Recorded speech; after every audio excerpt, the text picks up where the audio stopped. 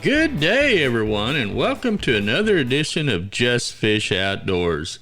I'm your host, Dale York, and I designed Just Fish Outdoors to focus on freshwater lakes and streams and to provide information, tips, and techniques, along with how-to segments for catching everything from crappie to catfish.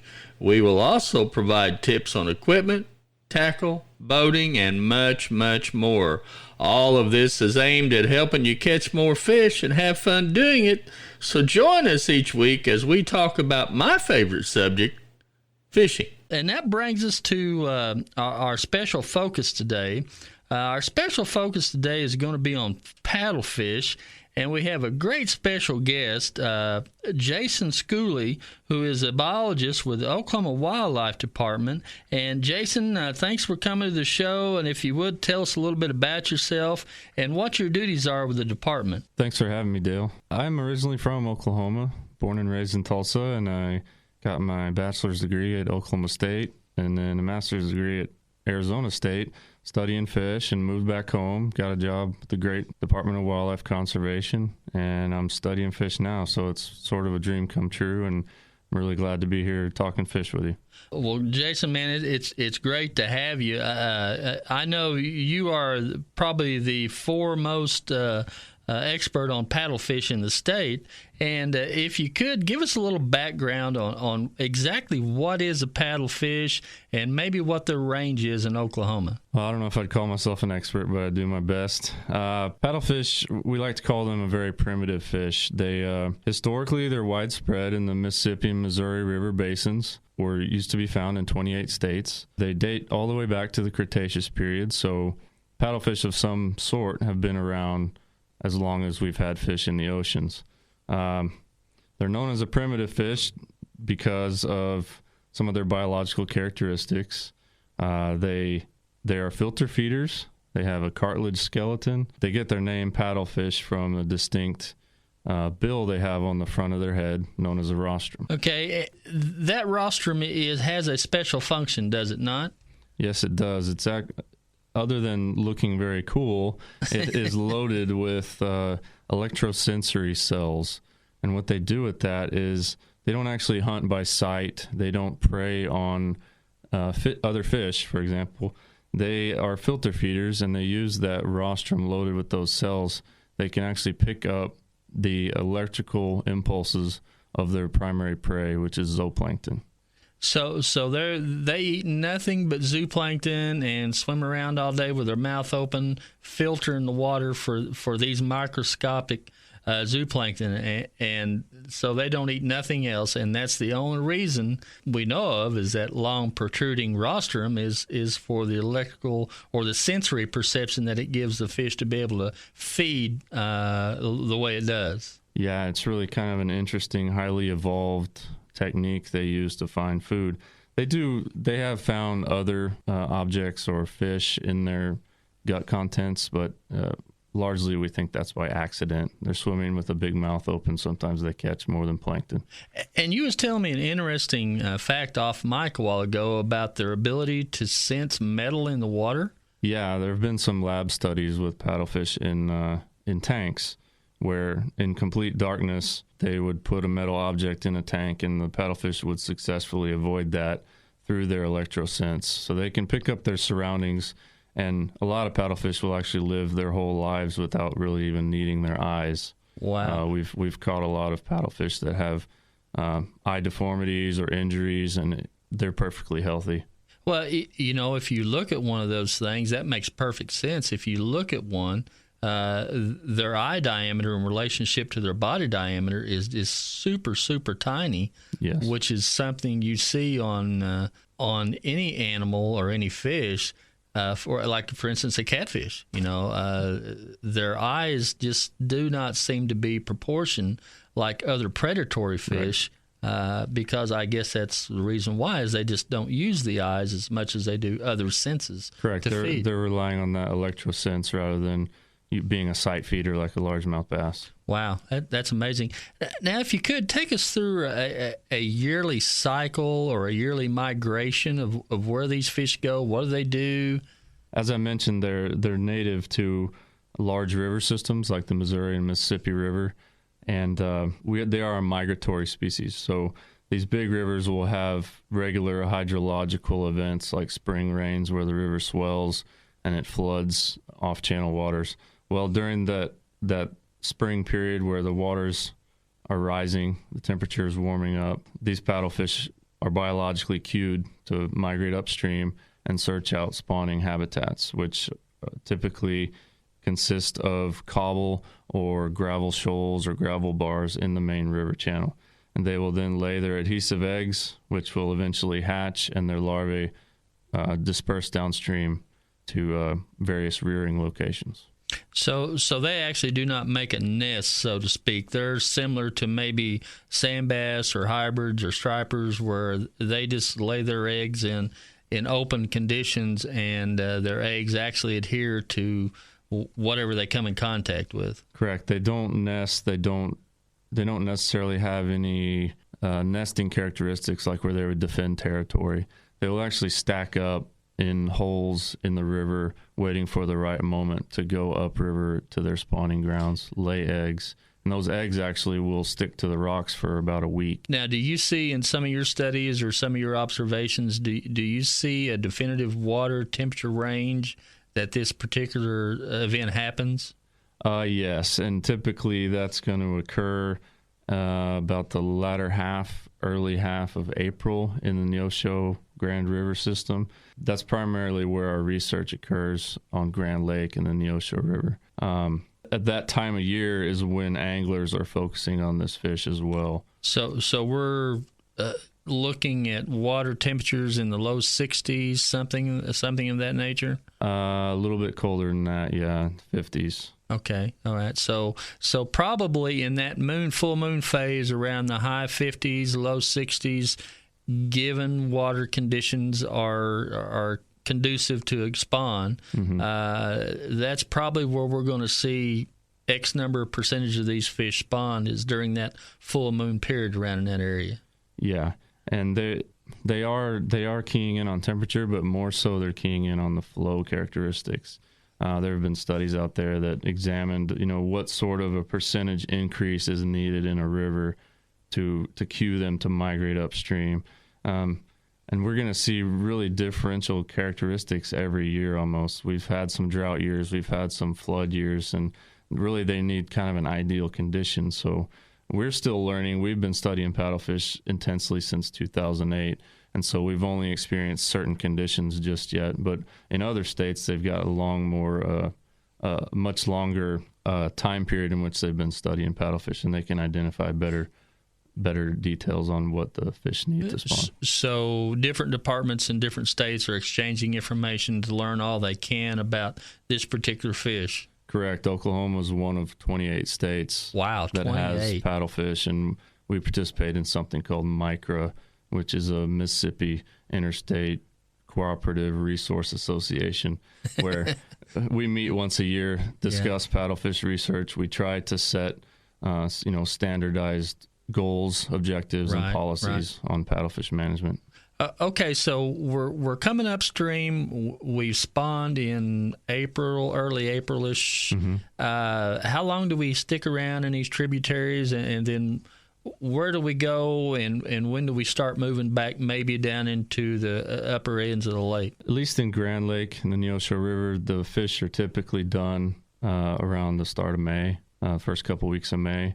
Paddlefish are interesting. We've been studying them through some technology. We've actually put transmitters in fish and tracked them. This is our 4th year coming up. We've been following 30 fish in Grand Lake. They seem to actually go into the river for a little bit, retreat back down, go into the river, retreat back down, and actually we'll use 2 rivers. So it's a little bit a head scratcher. We don't know if they're depositing their eggs on those early trips or if they're just waiting for the right moment, then they deposit all of them and then head back down. High likelihood that they are not spawning until they spawn completely. It's kind of interesting that they're tentative in that they're ready and then they back out. And those provide some interesting opportunities for anglers to target these fish because they're going into the river and then coming out. I mean, I'm just guessing here, and by no stretch of my imagination of my biologist, but I'm guessing here it could also have something to do with the flow rates in the river and how that transforms into their migration. Exactly. If they feel that hydrograph descending, they will retreat. Yeah. And that's when they'll stack up in some of the deeper holes in the river, and that's where they're pretty vulnerable to snagging. So really if I'm understanding you correctly, what I'm hearing is they have a lot of the same attributes like a big striper would or something of that nature that would travel up a tributary to spawn. As soon as they sense the water levels decreasing, if it's not right there on the spawn, they'll run back to the nearest deepest hole until that flow rate comes back up or the water starts rising to run back up the river again. Exactly, and it makes sense because they don't want to invest all that time and energy making eggs, deposit them on a gravel bar, and then that gravel bar's out of the water in 6 hours. Yeah, people that are listening need to understand that these fish are very sensitive. Any fish that runs up these tributaries is very sensitive to water flow and any increase or especially decrease in the level of the rivers and tributaries. I mean, these things, some of these tributaries are pretty small, like the Upper Illinois, this and that and the other, and our yearly spring sand bass run, for instance. If the water starts up, these fish, a herd of these fish may come up the river, but as soon as that water starts back down, those fish are going to move somewhere. Yep. They're not going to stay in that specific area. They'll usually run back down to the nearest deepest hole, whatever the definition of deepest hole is. Mm-hmm. And so that's the same characteristic that we see on any kind of fish that's running up the river to spawn. Yes. I've read enough about paddlefish and talked to enough paddlefish anglers that I understand that this phenomenon, especially in Oklahoma, is enjoyed by people all over the Midwest. Is that something you see as well? Yes. A lot of people would say that paddlefish angling in Miami, Oklahoma, in the Neosho River is pretty much about the best paddle fishing in the world. Wow. And a lot of that is because we embrace it. Miami, they call themselves the Spoonbill capital. Really? Their city commerce just booms in the springtime when paddlefish anglers are coming from all over the U.S. Wow. We've done creel surveys which demonstrate that anglers are traveling from across the U.S., continental U.S., as well as other countries to come to Miami, Oklahoma to catch paddlefish. Other countries? Yes. Wow. In some instances, these people are coming from places that have paddlefish to paddlefish in Oklahoma.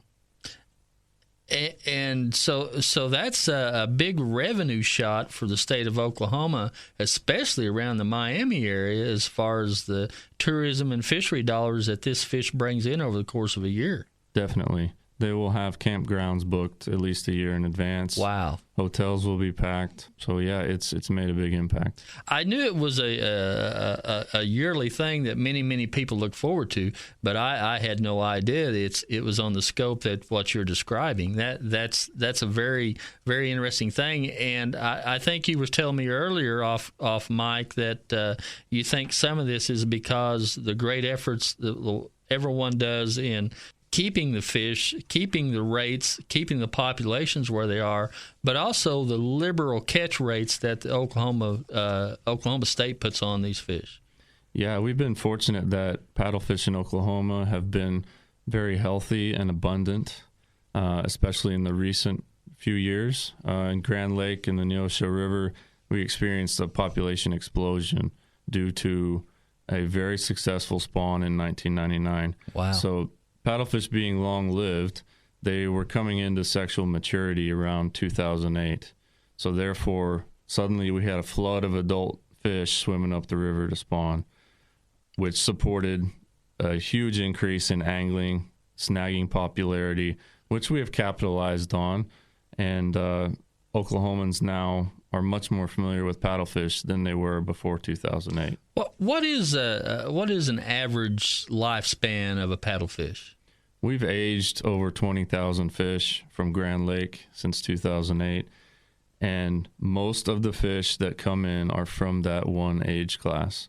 Nearly 80% of the fish caught. Wow. And that's hard to believe. It is a long-lived fish, and we have aged fish up to 27 years old, but typically we don't find fish over 20 years old. So most of these are 20 years old or less. Wow, that's a long time though.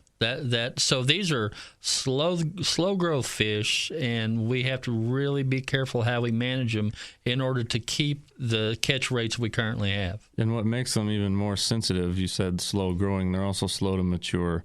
So a female may not be sexually mature until half of her life is over. Oh my gosh. 8 to 10 years.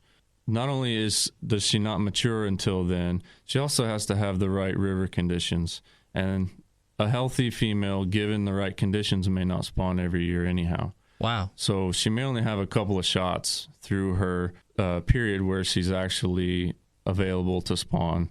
Man. So really, you guys really have to do a lot of research and effort in trying to understand populations and current populations in order to keep this fish numbers a healthy number. Yeah, that's what makes it sort of difficult to manage because they're so sensitive to overharvest. Yeah. You can't just stock more. They take a long time to reproduce and mature. So paddlefish are special.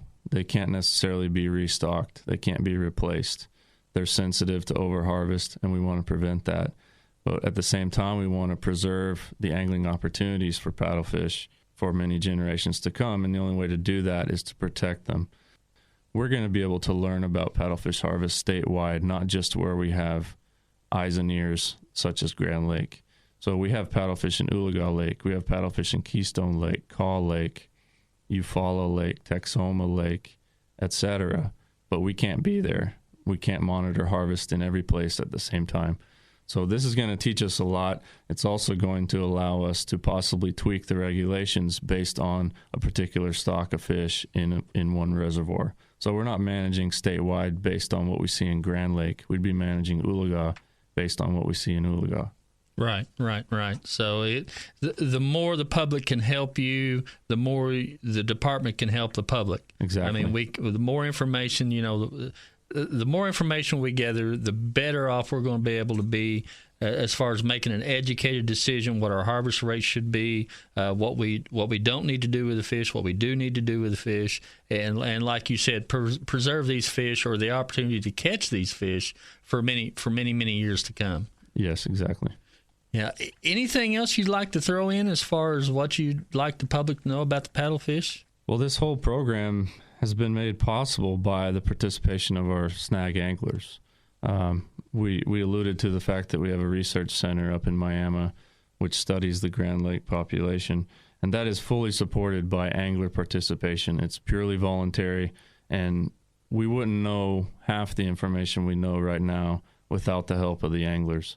So this just takes it one step further and says, okay, statewide, can you give us some information on harvest rather than simply looking at Grand Lake where we've been focusing? Yeah. And folks, you need to understand, too, that one of the primary things that the OWDC will do for you, you drop that fish off up at the Miami site, and they'll clean that fish for you and bag it, and all you got to do is go back within, 24 hours, 48 hours? 24 hours. And pick it up. It's a done deal. I mean, what kind of, you can't hardly get a better deal than that, have somebody clean your fish for you. So, I really encourage everyone who is a paddlefish fisherman to support the OWDC or Oklahoma Department of Wildlife and provide them with as much information as you possibly can. What you're primarily going to be doing is really ensuring the future of this fish and the ability to catch this fish in the state of Oklahoma. And that's what we're all trying to do here. They do a marvelous job, and the more information you can give them, the better off everyone's going to be. Don't you agree, Jason?